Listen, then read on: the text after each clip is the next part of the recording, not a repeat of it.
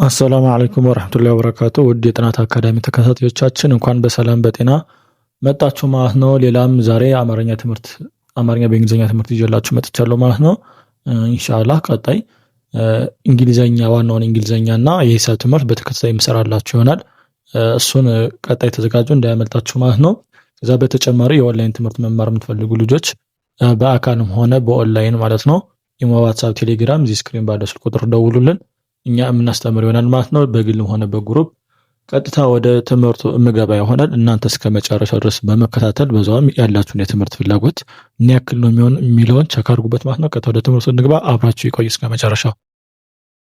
እሺ እዚህ ጋር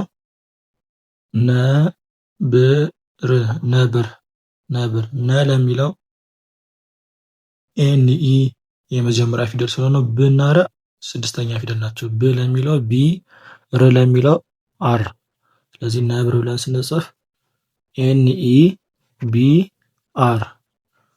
እሺ እዚህ ጋር ደግሞ ኑግ ኑ ለሚለው ኤን ዩ፣ ግ ለሚለው ደግሞ ጂ ኑግ ጂ ብቻ የሆነበት ምክንያት ግ ስድስተኛ ፊደል ስለሆነ ነው ማለት ነው። ስለዚህ ኑ ብለን ስንጽፍ ኤን ዩ ጂ ይሆናል ማለት ነው።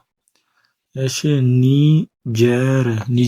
ኒጀር የሀገር ስም ነው እንዳትወዛገቡ። ኒ ለሚለው ኤ እና አይ የሆነበት ምክንያት ሶስተኛ ፊደል ስለሆነ ነው። ጀ ለሚለው ጄ ኢ፣ ር ለሚለው ደግሞ አር። ስለዚህ ኒጀር ብለን ስንጽፍ ኤ እና አይ ጄ ኢ አር ይሆናል ማለት ነው። እዚህ ጋር ስንመጣ ንም ብም ፊደል ስድስተኛ ናቸው። ስለዚህ አናባቢ ይኖራቸዋል። ለን ኤን ለብ ቢ ማለት ነው። ስለዚህ ኤን ቢ ይሆናል ንብ ስንጽፍ። እዚህ ጋር ስንመጣ አንተ አ ለሚለው ኤ ነው የሚሆነው። ን ለሚለው ኤን ነው። ተ ለሚለው ደግሞ ቲኢ ነው ማለት ነው። ስለዚህ አንተ ብለን ስንጽፍ ኤ ኤን ቲ ኢ ይሆናል ማለት ነው። አህያ ለሚለው አ ለሚለውንም ኤ ነው። ህ ለሚለው ኤች ነው። ምክንያቱም ስድስተኛ ፊደል ስለሆነ አናባቢ አይኖረውም። ያ ለሚለው ዋይ ኤ የተደረገበት ምክንያት ያ አራተኛ ፊደል ስለሆነ ነው ማለት ነው። እሺ ኡመር ለኡ ደግሞ ዩ ነው የምትሆነው። ለመ ኤም ኢ፣ ር ደግሞ አር። ስለዚህ ኡመር ብለን ስንጽፍ ዩ ኤም ኢ አር ይሆናል ማለት ነው።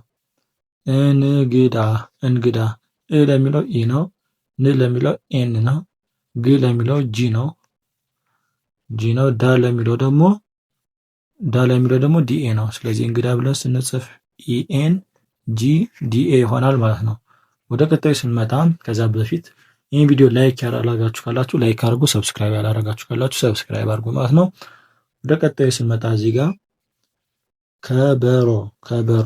ከበሮ ለሚለው ለከ ኬኢ ነው።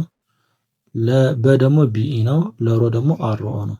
ስለዚህ ከበሮ ብለን ስንጽፍ ኬኢ ቢኢ አርኦ ይሆናል ማለት ነው።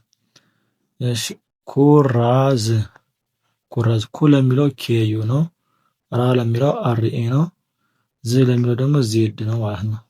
ስለዚህ ኩራዝ ብለን ስንጽፍ ኬዩ አርኤ ዜድ ይሆናል ማለት ነው። እሺ ኪያር ኪ ለሚለው ኬአይ ነው።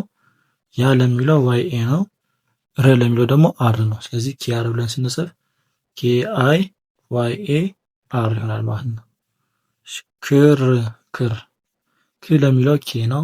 ር ለሚለው ደግሞ አር ነው ማለት ነው። ስለዚህ ከር ብለን ስንጽፍ ኬ አር ይሆናል ማለት ነው። ወንዝ ለሚለው ለወ ዳብሊው ኢ ነው። ን ለሚለው ደግሞ ኤን ነው። ለዝ ደግሞ ዜድ ነው። ይሄ ወ የተደረገበት ምክንያት የመጀመሪያ ፊደል ስለሆነ ነው። ውሃ ው ለሚለው ዳብሊው ነው።